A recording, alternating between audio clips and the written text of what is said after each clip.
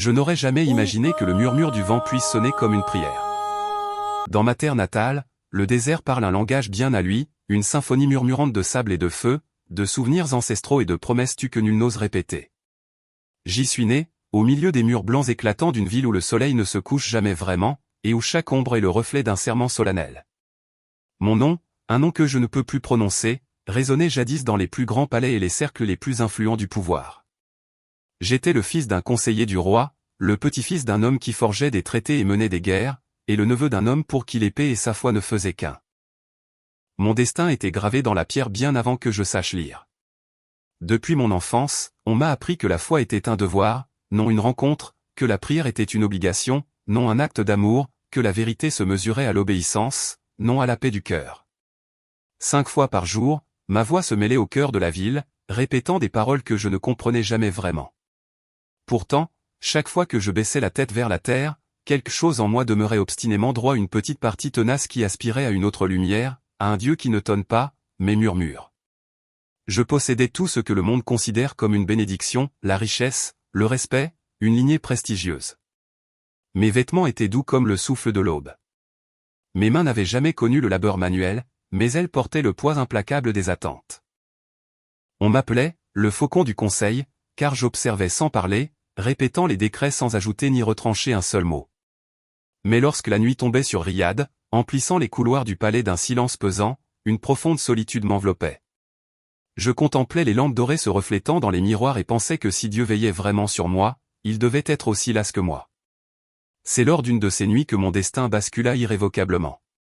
Nous avions reçu des délégués d'Europe, des hommes en costume sombre, aux sourires soigneusement calculés. Parmi les cadeaux qu'ils avaient laissés, il y avait des parfums, des montres et un petit paquet enveloppé dans un tissu bleu. Après le départ de tous, je traversai le hall vide, percevant encore l'écho persistant des conversations. J'aperçus le paquet, l'ouvris et y découvris un livre. Il était simple, relié en cuir usé. Sur sa couverture, en lettres d'or délavées, on pouvait lire « L'Évangile selon saint Luc ». Instinctivement, je sus que je devais le remettre à la sécurité. Dans mon pays, posséder un tel objet était une grave transgression, une atteinte directe à notre ordre sacré, une blessure à la fierté de nos ancêtres. Mais je ne le fis pas. Mes doigts s'attardèrent sur les lettres comme si elles brûlaient, et, simultanément, comme si elles guérissaient. Je l'ouvris au hasard. J'ai lu une phrase qui m'a transpercé comme une épée silencieuse, et Marie dit, « Mon âme glorifie le Seigneur et mon esprit se réjouit en Dieu, mon Sauveur ». Je ne sais combien de temps je suis resté plongé dans ma lecture. L'air même de la pièce s'est transformé, s'alléger. J'ai ressenti un calme profond qui ne venait pas de moi. J'ai refermé le livre, l'ai caché sous ma tunique et me suis retiré dans mes appartements. Cette nuit-là, le sommeil m'a fui. J'ai relu, encore et encore, l'histoire de cette femme nommée Marie, humble, obéissante, courageuse. Ses paroles étaient différentes des prophéties que je connaissais. Elle n'exigeait aucun sacrifice, ne demandait ni or ni gloire. Elle disait simplement, « Qu'il me soit fait selon ta parole ». Pendant des jours, j'ai porté le livre sur moi, dissimulé sous mes robes un fardeau clandestin, à la fois secret et source de culpabilité. Je lisais dans des recoins isolés du palais, dans des couloirs où les gardes passaient rarement. Plus je lisais, plus je sentais quelque chose s'éveiller en moi, une voix que je ne reconnaissais pas, et pourtant, je la connaissais instantanément. Ce n'était pas une voix d'ordre, mais de réconfort. Elle me parlait de miséricorde, d'amour, de pardon. Des mots qui, dans mon monde, étaient perçus comme des faiblesses, mais qui, dans ce texte, flamboyaient comme le feu. Une nuit, alors que l'horloge du palais sonnait 3 heures, déchirant le silence, je tombai à genoux. Je ne savais quelle prière adresser. Je levai simplement les yeux vers le ciel et murmurai, « Si tu es le Dieu de Marie, montre-moi la vérité. » Et alors, quelque chose d'inexplicable se produisit. Je n'eus aucune vision, n'entendis aucun tonnerre. Je ressentis seulement une douce chaleur, un souffle qui n'était pas le mien, une présence maternelle m'enveloppant dans l'obscurité. À cet instant, je compris que je n'étais pas seul. C'était la première fois que je me sentais véritablement regardé avec tendresse. Les jours qui suivirent furent profondément différents. Tout ce qui était autrefois coutume pesait désormais comme des chaînes. Au banquet, aux réunions, pendant les prières publiques, mon esprit n'était plus présent. Il revenait sans cesse au petit livre caché, au visage invisible de la Vierge que j'avais rencontré entre ses pages, à cette fois simple qui ne connaissait pas la peur. J'essayais de la repousser, mais sa voix me poursuivait. C'était une voix qui disait simplement « Viens ». Et chaque jour, je faisais un pas de plus vers quelque chose que je ne comprenais pas pleinement, mais dont je savais, au fond de moi, qu'il était vrai. Jusqu'au jour où le secret fut découvert. Un de mes plus anciens serviteurs, un homme qui m'avait vu grandir, entra sans prévenir dans mon bureau. Il me trouva à genoux, le livre ouvert, les larmes ruisselant sur mes joues. Nos regards se croisèrent. Dans ses yeux, je lus la terreur, la loyauté et l'inéluctabilité du destin. Il ne dit rien, se contentant de quitter la pièce.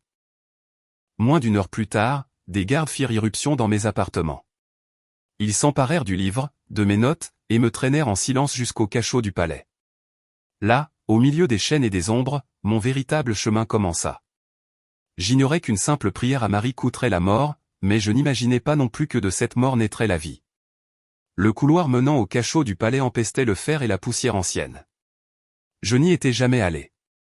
Tandis qu'ils me traînaient par les bras, j'entendais l'écho de mes pas se mêler au sifflement métallique des épées. Ils ne me frappèrent pas, ils ne parlèrent pas. Ils exécutèrent simplement un ordre que personne n'osa contester. Dans mon esprit, je répétais sans cesse une prière apprise dans l'Évangile, « Mon Dieu, ayez pitié de moi, car je suis un pécheur. » Je ne savais pas si c'était suffisant, mais c'était tout ce que je pouvais offrir. Ils m'ont jeté dans une cellule humide, sans fenêtre, à peine éclairée par la faible lueur d'une lampe à pétrole. L'air était imprégné de peur et de silence. Pendant des heures, je n'ai rien entendu d'autre que le goutte-à-goutte de l'eau au plafond. J'essayais de dormir, mais mon esprit ne voyait que le visage de Marie, la jeune femme qui avait dit « oui » en sachant ce qui l'attendait. Je pensais à son courage et j'avais honte du mien. Si elle avait pu accepter son destin avec amour, pourquoi avais-je si peur du mien? Le lendemain matin, un garde impassible arriva. Il m'ordonna de le suivre. Nous montâmes un escalier étroit jusqu'à une pièce que je connaissais trop bien, la salle du conseil. Là, mon père était assis sur un trône de marbre, entouré de conseillers, de juges et d'oulémas. Son regard était une lame, non de haine, mais de profonde déception. Je m'agenouillai, attendant qu'il prenne la parole, mais le silence s'éternisa. Finalement, il dit, « Ce qu'ils disent est-il vrai? As-tu lu le livre des infidèles ?» Je ne répondis pas aussitôt. Je voulais mentir, mais les mots restèrent coincés dans ma gorge. Je dis la vérité, oui. Un murmure étouffé emplit la pièce. Mon père leva la main et le silence se fit. « Sais-tu ce que cela signifie » demanda-t-il. J'acquiesçai. Il soupira, d'une voix lasse, comme celle d'un père abandonnant son fils perdu. « Tu as encore une chance » dit-il d'une voix épuisée. « Abjure-toi. Avoue que c'était une erreur. Brûle ce livre. Implore le pardon de Dieu et de ta famille. Personne d'autre ne saura ce que tu as fait. Ton nom sera lavé. » Pendant quelques secondes, je crus pouvoir le faire. Je pouvais feindre le repentir, me sauver, continuer à vivre dans l'opulence et le confort. Mais une étrange paix m'envahit. Je me souvins des paroles de Marie, « Qu'il me soit fait selon ta parole. » Et je sus que je ne pouvais plus nier ce que j'avais découvert. Je levai les yeux et répondis, « Je ne peux renoncer à la vérité. J'ai vu la lumière, et je ne peux faire semblant d'être aveugle. » Un silence suffocant régnait dans la salle. Un des juges murmura quelque chose à propos d'apostasie. Un autre récita un verset du Coran évoquant le châtiment. Mon père ferma les yeux. « Alors, tu n'es pas mon fils, dit-il lentement, comme si chaque mot lui arrachait un morceau de son âme. Ils m'escortèrent dehors. Tandis qu'ils me ramenaient à la cellule, j'entendis les portes claquer derrière moi, l'une après l'autre, comme un dernier glas funèbre. Les jours passèrent sans aucune nouvelle. Parfois, on m'apportait à manger, d'autres fois, rien. Les gardes me regardaient avec un mélange de pitié et de crainte. Je ne priais pas avec des formules toutes faites, mais avec des soupirs. J'ai appris que le silence lui-même est une forme de prière. Avec un morceau de pierre, j'ai commencé à graver de petites phrases sur le mur de ma cellule des mots que je ne voulais jamais oublier, « L'amour ne craint pas, Marie, mère de ceux qui croient, la vérité ne se cache pas. » Une nuit, alors que je priais, j'ai entendu des voix dans la cellule voisine. C'étaient des hommes, 3 à en juger par leur respiration. L'un récitait une prière à voix basse. Un autre répondait par les murmures fragiles d'un cantique, à peine audible. Je ne comprenais pas tout ce qu'il disait, mais j'ai perçu un nom répété avec tendresse, Jésus, Jésus, Jésus. J'ai tapoté doucement le mur et j'ai dit, je suis là. Il y eut un silence, puis une voix répondit, frère, crois-tu aussi? Oui, ai-je murmuré, mais j'ai peur. Alors tu es des nôtres, répondit la voix. Ceux qui croient et qui craignent sont plus forts que ceux qui tuent. À partir de cette nuit-là, je n'étais plus seul. À travers les murs, nous partagions des histoires, des cantiques et des fragments de l'Évangile que chacun connaissait par cœur. Nous parlions de la Vierge, de sa foi, de sa pureté. L'un d'eux, un homme âgé, me dit une chose qui me reste encore aujourd'hui précieuse, Marie est la mère de tous les persécutés. Quand on l'invoque, elle ne nous libère pas de la souffrance, mais elle nous apprend à souffrir avec espérance. Le 7e jour, mon verdict tomba. Le garde entra sans me regarder. Sur ordre du conseil, vous serez exécuté à l'aube. Je ne ressentis aucune surprise, seulement un vide, aussitôt remplacé par un calme surhumain. Je passai la nuit en prière. Je récitais le chapelet, les grains imaginaires entre mes doigts liés. À chaque Ave Maria, je voyais le visage de ma mère biologique se fondre avec celui de la Vierge. Je la suppliais de ne pas me laisser mourir dans la peur, que si je devais périr, ma mort puisse servir à éveiller les consciences. À l'aube, ils ouvrirent la porte. Le soleil n'était pas encore levé. L'odeur du sable et le pressentiment du jugement pesaient lourd dans l'air. Ils m'attachèrent les mains, me bandèrent les yeux et me conduisirent dehors. Le rugissement de la foule me submergea comme une vague. Des milliers de personnes s'étaient rassemblées sur la place principale. Certains criaient mon nom, d'autres maudissaient. Je sentis le sol brûlant sous mes genoux et entendis le sifflement métallique d'une lame qu'on dégaine. À cet instant, toute ma peur accumulée se dissipa. Je fermai les yeux et prononçai des paroles nées non du calcul ou de la raison, mais du pur désespoir, Mère de Dieu, Vierge Marie, si jamais vous avez intercédé pour ceux qui n'ont pas d'espoir, intercédez pour moi maintenant non pour sauver mon corps, mais pour sauver mon âme. Puis le vent tourna. D'abord une douce brise, puis un murmure, puis une tempête déchaînée. Les cris de la foule se muèrent en chaos. La poussière jaillit du sol, un nuage tourbillonnant obscurcissant le ciel. J'entendis la malédiction du bourreau. J'entendis des chevaux se cabrer. J'entendis quelqu'un crier que le soleil lui-même s'était obscurci. Je restai à genoux, les yeux clos, sentant l'air trembler. Je ne voyais pas la lumière, mais j'en sentais la chaleur. C'était comme si une force intérieure me soutenait. Une voix intérieure, je ne sais si c'était ma propre pensée ou quelque chose de plus profond, murmura, n'aie pas peur. L'amour est plus fort que n'importe quelle épée. Je n'ai aucun souvenir de la fin. Je sais seulement qu'à mon réveil, je n'étais plus sur la place. J'étais dans une ruelle étroite, pieds nus, les vêtements couverts de poussière. Au loin, j'entendais des sirènes, des cris, le chaos. J'ai touché ma nuque, elle était intacte. J'ai porté mes mains à mon visage et j'ai pleuré, non de peur, mais d'une profonde admiration. Le ciel était encore voilé de sable, mais à travers les nuages, une lumière dorée filtrait comme une promesse. Je savais que le miracle s'était produit, non seulement parce que j'avais survécu, mais aussi parce que mon cœur n'appartenait plus au monde qui me condamnait. J'ai couru sans réfléchir, sans but précis, guidé uniquement par l'instinct de survie. Je ne savais pas si une minute ou une éternité s'était écoulée depuis que le vent avait balayé la place. L'air brûlait encore, lourd de poussière et de voix lointaines. Mes pieds nus martelaient le sol sec, mes mains toujours liées par la corde. Chaque pas était un miracle, chaque respiration, un refus catégorique du destin qui m'était imposé. Je ne me suis pas retourné. Je ne le pouvais pas. J'étais certaine que si je le faisais, la peur m'engloutirait à nouveau. Je me suis engouffré dans les ruelles les plus sombres de la ville, évitant les regards, les ombres et les portes closes. La poussière continuait de tomber du ciel comme si le désert lui-même avait décidé de s'abattre sur Riyad. Derrière moi, j'entendais des sirènes, des cris, des ordres confus. Les gardes cherchaient quelqu'un qui n'existait plus. Le prince condamné était mort sur cette place. Ceux qui fuyaient maintenant, c'était une âme à nu. J'atteignis les remparts de la ville. Le vent soufflait toujours avec une violence inouïe et le ciel n'était qu'une masse rougeâtre de sable. Je me réfugiai derrière un bâtiment délabré et m'effondrai. Mon cœur battait la chamade contre mes côtes. Un instant, je crus mourir là, non par l'épée, mais d'épuisement. Soudain, au milieu du chaos, j'entendis une voix.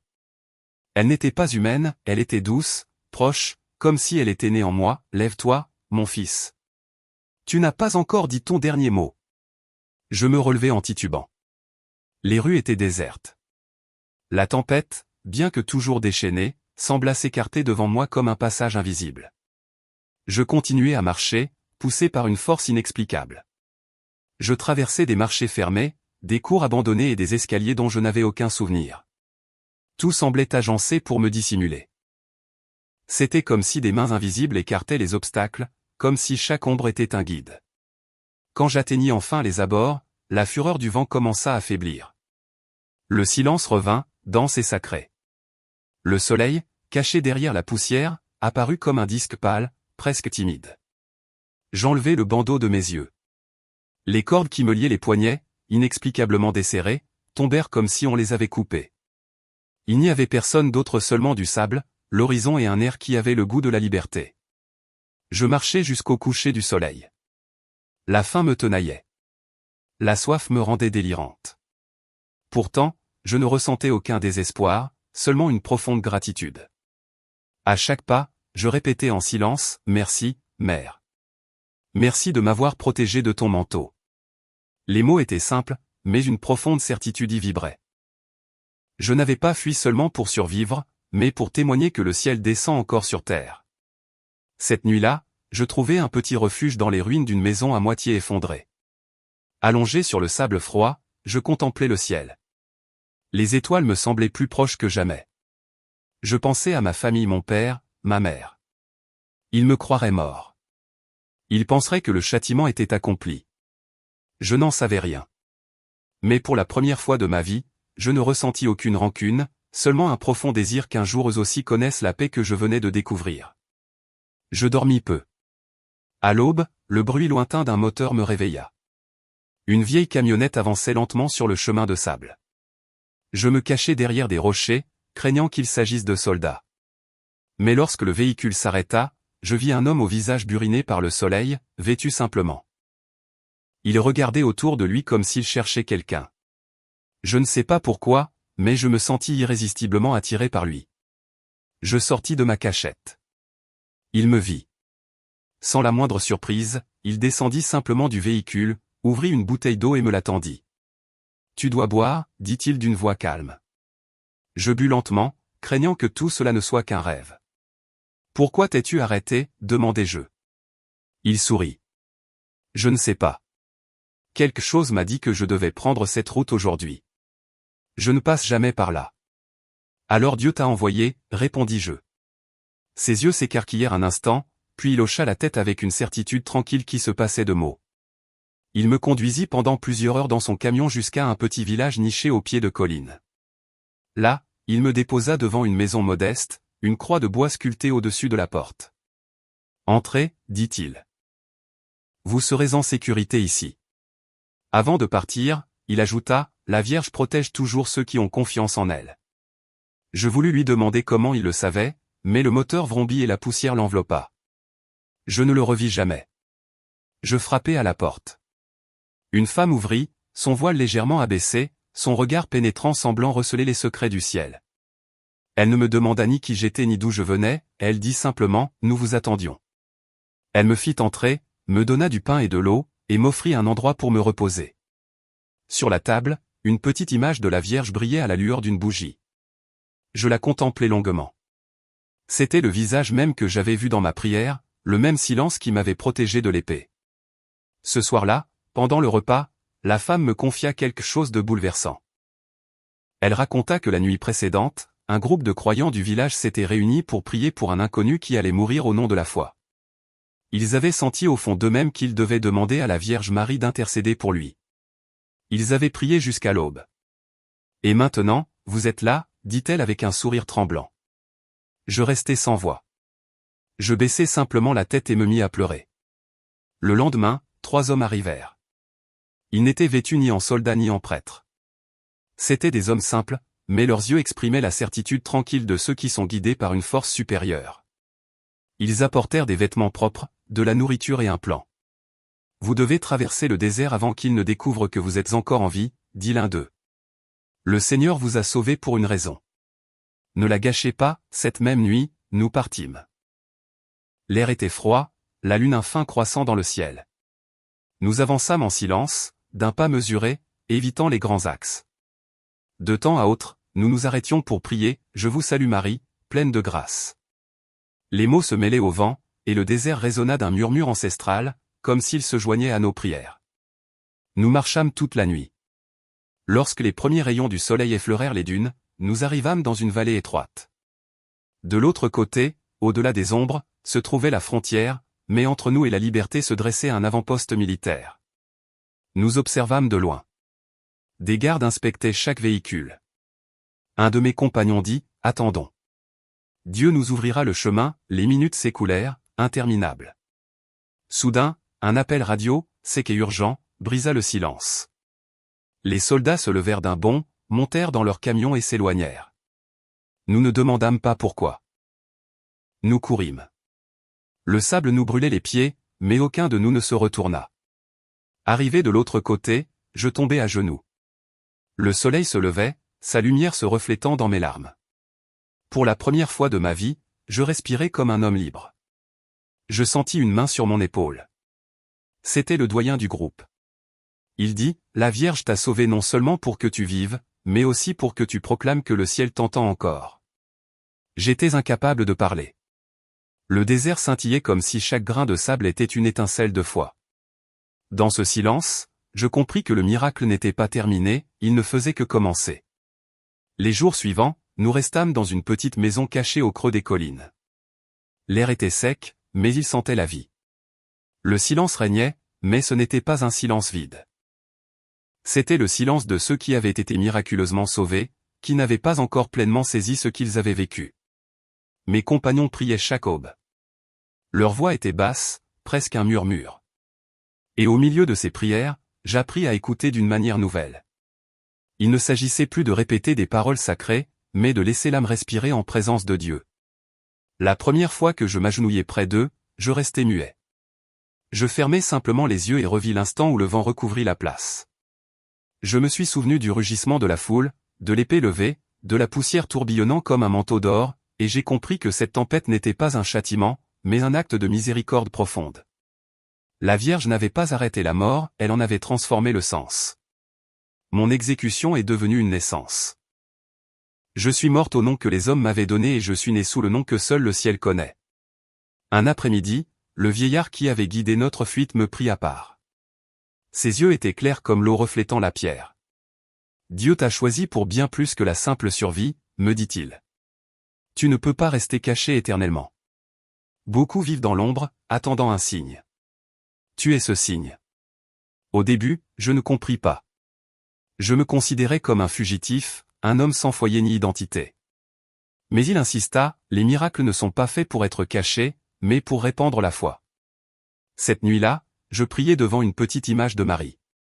La bougie vacillait, projetant des ombres dansantes sur les murs. Je lui parlais comme un enfant parle à sa mère. Je ne sais pas où aller, lui dis-je. Je n'ai ni patrie, ni nom. Il ne me reste que le souvenir de ta voix dans la tempête. Et à cet instant, je sentis que ma prière ne s'était pas évanouie dans la nuit. Une immense paix m'envahit comme une réponse silencieuse. Je compris que mon chemin serait long, exigeant non pas la grandeur, mais une fidélité inébranlable. Le lendemain matin, je repris mon chemin avec deux de mes nouveaux frères. Nous traversâmes des déserts, des villages oubliés et des chemins poussiéreux où le vent semblait vouloir effacer nos pas. Nous voyagions de nuit, parlant peu et priant beaucoup. Partout, nous découvrions de petites communautés de croyants, hommes, femmes et enfants, réunis dans des caves ou des grottes pour prier. Ils n'avaient ni temple ni autel, mais leur foi brillait plus fort que n'importe quelle flamme. Au début, j'eus honte lorsqu'ils me demandèrent de raconter mon histoire. Je me sentais indigne de parler de miracles, doutant encore d'en mériter un moi-même. Mais chaque fois que je racontais ce qui s'était passé sur la place, je voyais une étincelle dans leurs yeux, un réconfort, un espoir renouvelé. Certains pleuraient, d'autres souriaient. Un vieil homme me dit, « Ta voix est la preuve vivante que la Vierge marche encore parmi nous. » Et je compris alors que les miracles ne s'arrêtent pas à celui qui les vit. Ils se propagent comme des vagues qui atteignent des rivages lointains. Avec le temps, mon cœur commença à guérir. Je ne rêvais plus du palais ni des richesses perdues. Les souvenirs de mon père, ni la trahison du serviteur, ne me tourmentaient plus. Au contraire, la gratitude s'épanouit, car sans cette trahison, je n'aurais jamais connu la vérité. Sans cette douleur, je n'aurais jamais appris à aimer véritablement. Une nuit, alors que nous traversions une région montagneuse, nous sommes tombés sur un village presque invisible sur les cartes. Un groupe de familles persécutées y vivait. Ils nous ont accueillis avec du pain, des dattes et des sourires fatigués. Dans une des maisons, ils avaient improvisé un petit autel avec une bougie et une image en bois de la Vierge. Nous avons prié le chapelet tous ensemble. C'était la première fois que je le faisais avec d'autres depuis ma fuite. À chaque Ave Maria, je sentais les murs respirer, l'air même devenir sacré. Après la prière, une jeune femme s'est approchée de moi. Elle tenait un bébé de quelques mois dans ses bras. Ses yeux étaient remplis de larmes. Mon mari a été arrêté pour avoir enseigné l'Évangile, m'a-t-elle dit. Je ne sais pas s'il reviendra, mais chaque soir je demande à la Vierge de le protéger, comme elle vous a protégé. Je lui ai pris la main et nous avons prié ensemble. J'ai demandé à Marie de couvrir de son manteau l'homme absent et la femme qui avait trouvé la force dans la foi. Quand nous avons terminé, elle a souri et a dit « Je n'ai plus peur ». À cet instant, j'ai su que ma mission était claire, semer le courage là où seule la peur avait poussé. Les mois passèrent. Je voyageais d'un endroit à l'autre, toujours sous des noms différents, toujours dans un anonymat clandestin. Les routes devenaient dangereuses, mais la peur ne me paralysait plus. Chaque fois que je sentais le danger approcher, je récitais doucement, sous votre protection, nous cherchons refuge, Sainte Mère de Dieu. Et le danger s'éloignait, se dissolvait, ou perdait simplement son pouvoir. Lors d'un de ces voyages, je rencontrai un vieil homme, un érudit musulman qui avait lu l'Évangile dans sa jeunesse. Il vivait seul dans une hutte au bord de la rivière. Quand je lui racontai mon histoire, il pleura sans honte. J'ai passé toute ma vie à étudier la loi, me dit-il, mais j'ai oublié le législateur. J'ai lu sur Dieu, mais je ne l'ai jamais connu. Jusqu'au jour où j'ai rencontré Marie. Elle m'a appris que l'amour n'a besoin d'aucune explication, seulement de la foi. Nous avons passé des heures à converser, à prier ensemble, à réciter des versets que nous connaissions tous deux par cœur. Avant de me dire adieu, il me tendit une petite croix en bois. Ne la cachez pas, me dit-il. Portez-le comme un rappel que la vérité ne craint pas les ombres. Cette nuit-là, alors que je dormais au bord de la rivière, j'ai rêvé de la place où je devais être exécuté. Mais cette fois, il n'y avait ni épée ni cri, seulement un ciel clair et une femme vêtue de bleu qui marchait au milieu de la foule. Elle portait un enfant dans ses bras, et son regard était si doux que mon âme en trembla. Elle s'approcha, me caressa le visage et dit « N'aie pas peur, mon fils. Ce qui a commencé dans la poussière fleurira dans les cœurs. » À mon réveil, l'aube teintait l'horizon d'or. J'ai rendu grâce en silence. Je savais que je devais continuer à marcher. Dès lors, j'ai compris que le miracle n'était pas seulement d'avoir échappé à la mort, mais d'avoir trouvé un sens à ma vie. Une vie vide de sens est une prison plus cruelle que n'importe quelle cellule. J'avais été libéré non seulement du bourreau, mais aussi de la vanité, de l'orgueil et d'une foi sans amour. Chaque jour, en ouvrant les yeux, je répétais une prière, « Mère, ne me laisse pas oublier pourquoi je suis encore en vie. » Ainsi, je poursuivis mon voyage entre des villages anonymes, parlant en secret à ceux qui m'écoutaient. J'apportais l'espoir là où la peur avait pris racine. Je n'avais ni temple ni disciple, mais j'étais certain que la grâce de Dieu me guidait. Et chaque fois que je levais les yeux vers le ciel et sentais le souffle du désert, je me souvenais du jour où une tempête recouvrit les pays et où le jugement des hommes fut suspendu par la miséricorde divine. Depuis lors, le vent est mon compagnon et le nom de Marie, mon refuge. Le voyage se poursuivit pendant des mois, peut-être des années.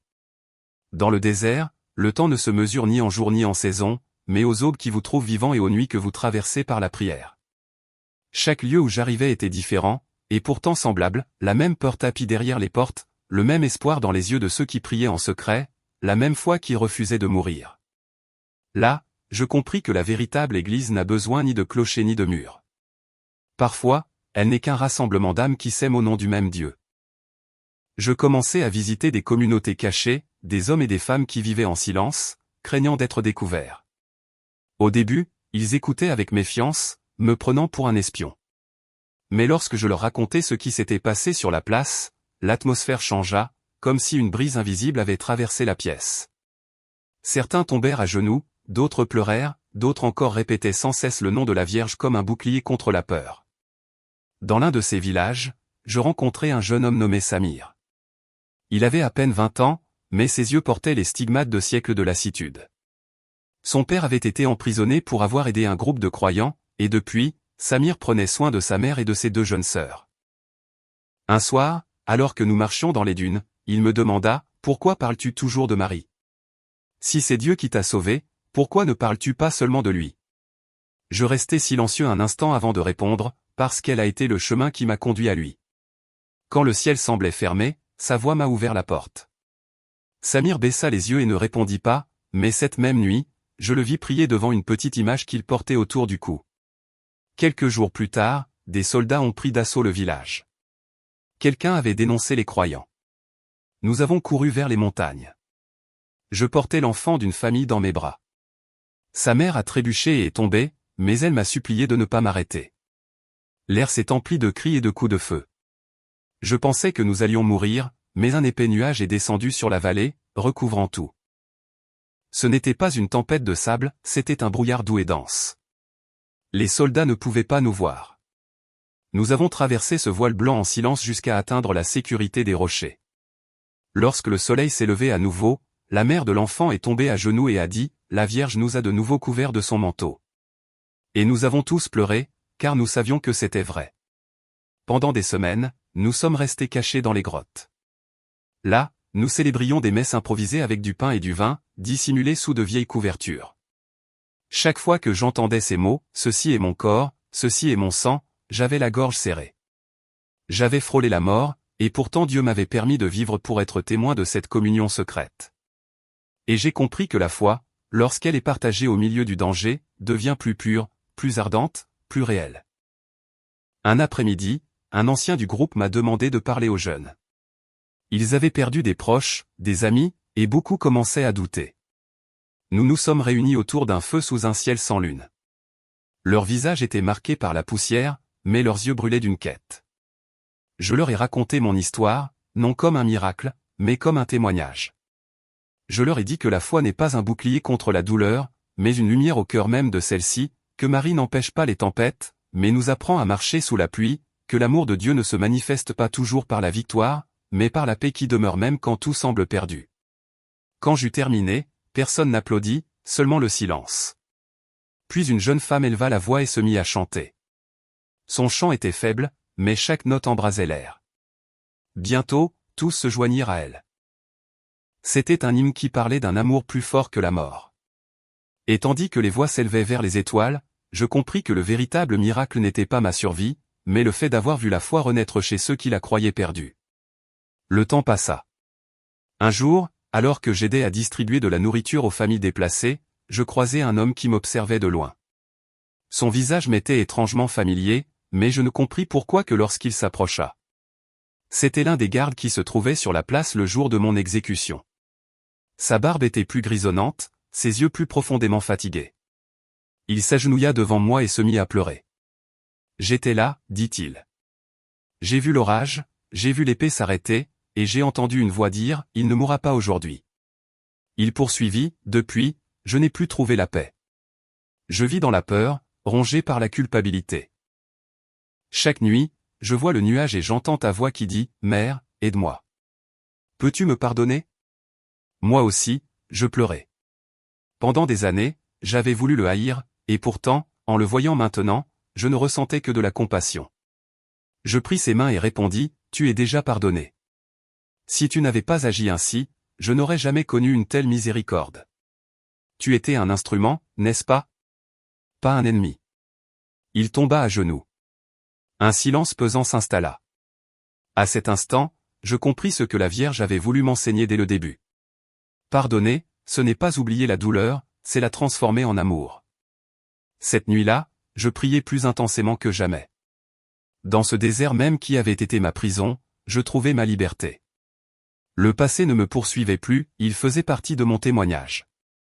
La mort que j'avais tant redoutée devint le berceau de ma vie nouvelle. Et tandis que le vent soufflait, j'entendis de nouveau cette douce voix, celle qui m'avait sauvé de l'épée, « Mon fils, la mission n'est pas terminée. Il y a encore des cœurs qui ont besoin de savoir que Dieu pardonne. Je restai quelques semaines de plus dans mon pays natal, aidant les croyants, réconfortant les personnes apeurées et enseignant que la foi ne s'impose pas, elle se partage avec tendresse et contagion. Chaque fois que je racontais mon histoire, je concluais ainsi, la Vierge Marie n'a pas changé les lois de mon pays, mais elle a changé mon cœur. Et un cœur transformé vaut plus que 1000 décrets. Avant de repartir, je me rendis une dernière fois aux abords du palais. Du haut d'une colline, j'observais la place où tout avait commencé. Ce même lieu où j'étais censé mourir vibrait désormais de vie, des enfants jouaient, des marchands ambulants, des rires. Personne ne se souvenait de ce qui s'était passé, et c'était tant mieux, car le plus grand miracle n'était pas que le monde s'en souvienne, mais que je n'en ai plus besoin. Je tombai à genoux et priai, « Mère, tout est accompli. J'ai pardonné, j'ai aimé et je suis revenu dans ta maison. Maintenant, fais de moi ce que tu veux. » Le vent souffla de nouveau, soulevant un tourbillon de poussière dorée. Elle recouvrit mon visage comme ce matin du jugement dernier, et je compris que le cycle s'était achevé, non par la mort, mais par la paix. L'aube me trouva encore à genoux sur cette colline. Le vent s'était calmé et l'air était pur comme un nouveau départ. Devant moi, la ville s'éveillait, indifférente aux secrets qui sommeillaient sous ses rues, ignorant qu'en ce même sol, le ciel était jadis descendu pour arrêter l'épée des hommes. Je me relevai lentement, le corps las, le cœur serein. Je savais que l'heure était venue de partir, non par peur, mais parce que le miracle devait se poursuivre au-delà de moi, en d'autres, en ceux qui cherchent encore. Je pris la direction du nord, suivant les anciens chemins de berger. Le soleil se levait comme un feu derrière les dunes, et chaque pas était une prière. Je ne portais qu'une tunique usée, le chapelet que ma mère m'avait donné et le petit livre des évangiles, mais je me sentais plus riche que jamais. Chaque mot de l'évangile était une pierre ferme sous mes pieds. Chaque grain du chapelet, un battement de cœur me rappelant que la Vierge marchait encore avec moi. Je traversais déserts, villages et montagnes. En chaque lieu, je laissais une histoire, une prière, un sourire. Je ne racontais plus mon passé de prince, ni même de fugitif. Désormais, je parlais comme j'étais vraiment, un fils sauvé par la miséricorde. À ceux qui m'écoutaient, je répétais toujours la même chose, Dieu ne cherche pas les héros, il cherche les cœurs disposés. Une nuit, alors que je me reposais dans une humble maison près de la frontière, un enfant s'approcha. Il avait de grands yeux curieux. Il me demanda, « Pourquoi souris-tu toujours, malgré toutes tes souffrances ?»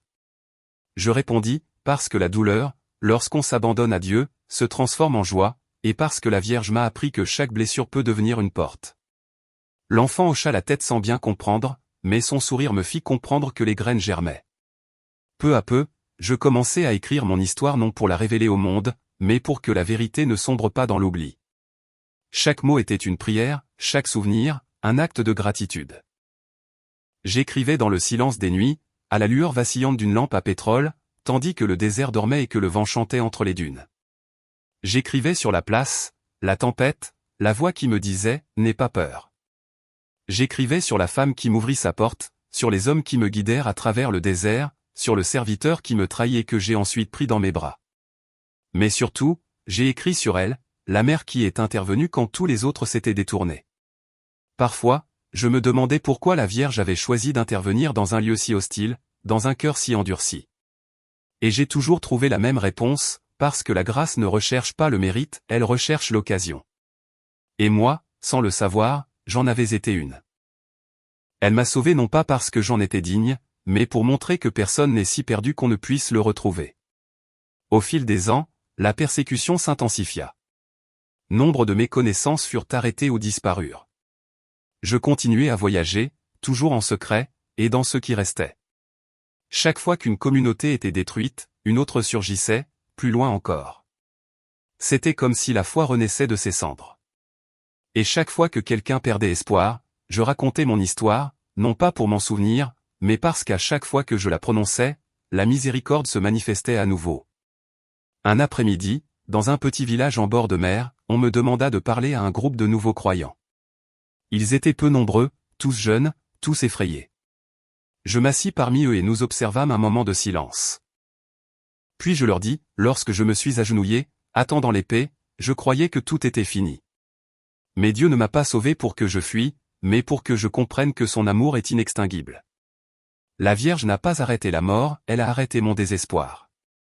Et si elle a pu le faire pour moi, elle peut le faire pour vous aussi. Personne ne dit un mot.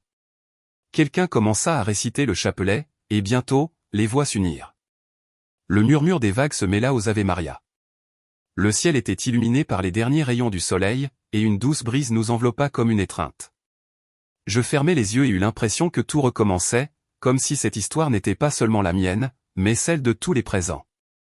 À cet instant, je compris que le miracle n'avait jamais cessé, il avait simplement changé de visage. Quelques mois passèrent, ma santé commença à décliner. Mon corps, épuisé par les voyages et les privations, ne répondait plus avec la même vigueur, mais mon âme était en paix. Je savais que la fin approchait, et je n'éprouvais aucune crainte. Je l'attendais comme on attend un ami cher. Une nuit, allongé près d'une fenêtre donnant sur le désert, je récitai mon dernier chapelet. Chaque grain, un souvenir, chaque mystère, une vague de gratitude. Arrivé au 5e mystère, une chaleur intense m'envahit. J'ouvris les yeux et vis la silhouette de la Vierge devant moi, enveloppée de lumière. Son visage était le même que celui que j'avais senti dans la tempête, le même que celui que j'avais vu en rêve. Elle ne parla pas, mais son regard en disait long. « Est-ce l'heure » demandai-je en silence. Elle sourit, et je compris. Je fermai les yeux, et dans ma dernière pensée, je prononçai les mots qui avaient changé ma vie. « Mère, entre vos mains, je remets mon esprit. » Le vent souffla une fois encore, soulevant le sable et le parfum de l'encens. Et je savais que mon histoire sur terre était terminée, mais qu'au ciel, elle ne faisait que commencer. Car le miracle qui m'a sauvé sur la place n'a pas été d'arrêter l'épée, mais de m'apprendre à vivre et à mourir en paix. On raconte que lorsqu'on m'a trouvé à l'aube, mon visage arborait un sourire serein, un chapelet serré entre mes mains. Les villageois affirment que cette nuit-là, la mer était calme et qu'une étoile brilla plus que toutes les autres à l'horizon. Certains parlent de légendes, d'autres, de témoignages. Je sais seulement que la Vierge a tenu sa promesse. Elle m'a enveloppé de son manteau jusqu'à mon dernier souffle, et sous ce manteau, j'ai trouvé ce que j'avais cherché toute ma vie, la paix qu'aucune puissance humaine ne peut ravir. À présent, mon histoire se transmet de bouche à oreille, murmurée dans les villages, dans les églises cachées, à travers les déserts et les montagnes. Peu importe qu'on se souvienne de mon nom, la seule chose que je souhaite, c'est qu'on se souvienne de ceci, que l'amour de Dieu, invoqué avec foi, peut arrêter même l'épée qui s'abat, et que la Vierge Marie continue de parcourir le monde, recueillant les cris des souffrants et les transformant en hymnes d'espérance. Si un jour vous entendez le vent du désert, et qu'au milieu de la poussière, vous entendez une voix dire « N'ayez pas peur », vous saurez que le miracle continue, car le ciel ne s'est pas arrêté ce jour-là à Riyad. Ce jour-là, il ne faisait que commencer.